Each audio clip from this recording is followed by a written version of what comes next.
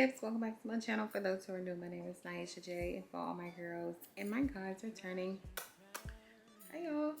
All right, babes, so coming close, we're talking relationships today. Yes, guys, so we are talking about relationships today. I have some key points jotted down because I want to tell you, the viewer, you, my bestie, you, my homeboy, you, my homegirl. We're gonna talk about relationships because a lot of people got it misconstrued. So I'm gonna give you guys 5 relationship tips. First one's not gonna be factored in, but it's the top tier.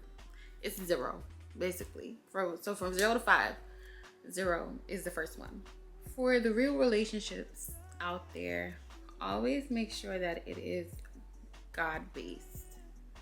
And when I say God-based, meaning Jesus Christ, our Father in heaven, based, those type of relationships. But just make sure God, Jesus Christ is involved.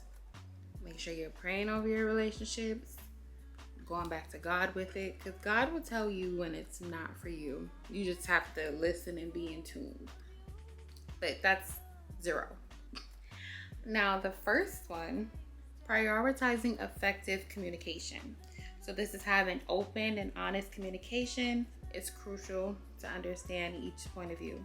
Now, when we say effective communication, not you yelling, he yelling. Nobody's hearing each other. And it's not one person listening and only responding to respond. You know what I'm talking about? Like, some people argue. They don't argue to understand. They just argue to reply. That's what we mean with effective communication. Make sure both parties are being heard. Don't overtalk each other. Allow him to go or her to go. Understand, take it in your brain, listen to it, evaluate it, and then respond logically. So effective communication is number 1. Second is establishing shared goals. Now this could be you guys working together to define common goals and aspirations to create a sense of partnership and unity.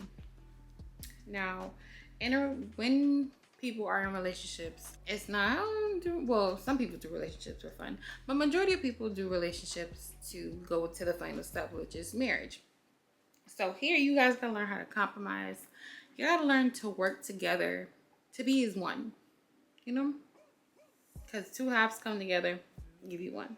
You guys gotta know how to come together to get a goal fix, come together to put something together. Like, you really have to be able to go over your goals and complete shared goals with each other. Now, 3 kind of goes back. The third one kind of goes back to the first, but this is practicing active listening. Like, listen. Are you listening? So you're taking the time to truly listen to your partner, showing empathy and understanding in conversations. Again, like I said before, a lot of people do not listen to understand. They listen to respond. And that's usually a big issue in relationships. Make sure that you're hearing your partner out and actively thinking about what they're saying, and try to be empathetic, meaning by putting yourself in their place and trying to understand, like, okay, I see why you would feel this way, or, oh, okay, I understand why you're reacting this way because of this. Like, being in a relationship, you really have to kind of think outside of yourself to understand your partner, and also have an understanding of oneself. So actively listening, not just listening to respond. Listening and taking in the information and processing it, always necessary. Now, 4, setting boundaries. Boundaries are so important, guys, because you have to draw the line. Somewhere you have to draw the line. So with setting our boundaries, we're clearly communicating and respecting each other's boundaries. We're ensuring a healthy balance between personal space and togetherness. Now, boundaries would be not going through your man's phone when he's sleeping. And men, don't be going through your girl's phone when you're sleeping. Respect that person's boundaries. If they have their own thing going on, you don't have to always be involved. Yes, y'all are in a relationship, but allow them to be their selves without you. Not in like a negative sense, but allow your partner to have things that they enjoy or to exist outside of you guys. That's creating the boundaries. Creating the boundaries, being respectful. Creating boundaries, not putting your hands on each other. Yes, I'm talking to you. Not putting your hands on each other. Having boundaries just go a long way, just in general. That should be one of the principles. You have to lay boundaries with your family, with your partners, at work, at school, anywhere. You have to develop boundaries, because if you don't have boundaries, everybody will walk over each other. Everybody will disrespect each other. People will overstep all the time.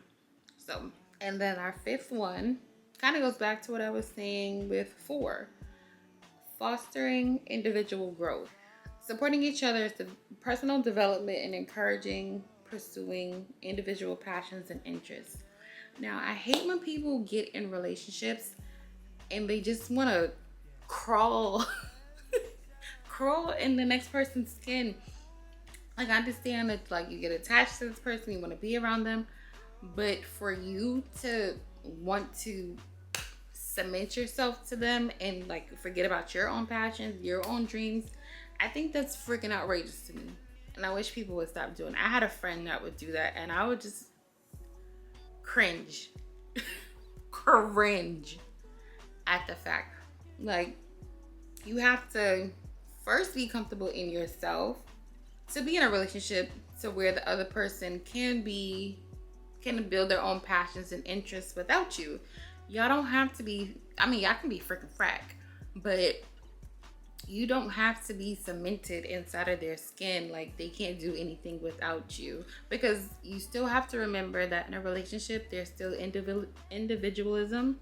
So the person has to be able to grow as an individual to be better for you. They have to be able to fulfill themselves before they can fulfill you or fulfill a relationship. So I think that should have been 2.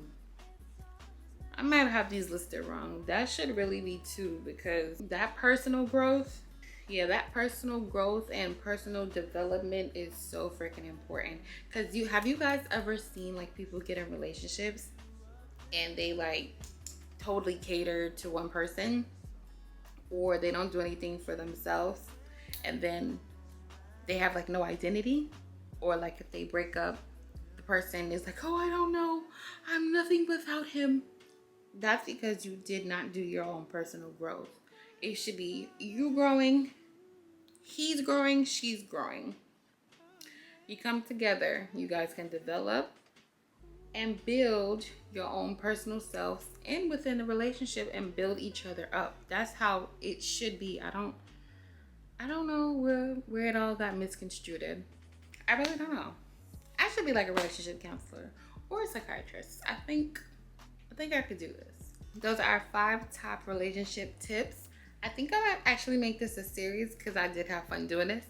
Tune in to the next video, and I'll see you guys in the next video. Bye.